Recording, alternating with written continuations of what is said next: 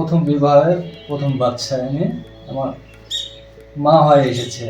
আমি নতুন মা পাইছি নতুন বছরে।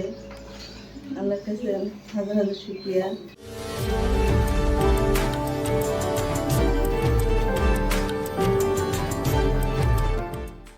নববর্ষের প্রথম প্রহরে সোমবার ভোর 5:30টায় জয়পুরহাট শহরের আমতলী এলাকার ফ্যামিলি কেয়ারে ভর্তি হন সোহাগ হোসেনের স্ত্রী সুমি আক্তার। রাত 1টায় প্রসব বেদনা শুরু হলে চিকিৎসকদের তত্ত্বাবধানে সিজারিয়ান অপারেশনের মাধ্যমে ভোর 6টায় জন্ম নেয় ফুটফুটে এক কন্যা শিশু।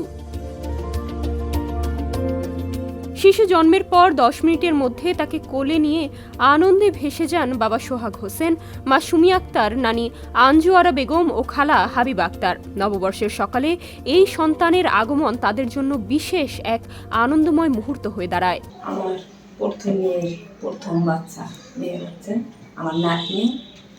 পহেলা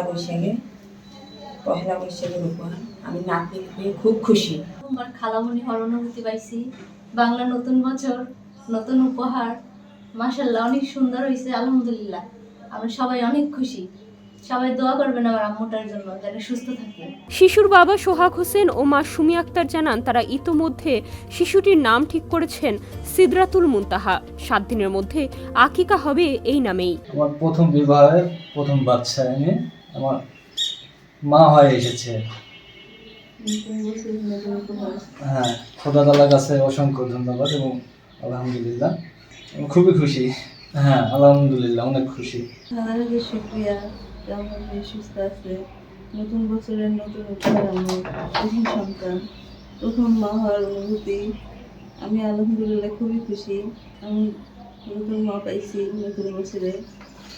আল্লাহর কাছে হাজার হাজার শুকরিয়া।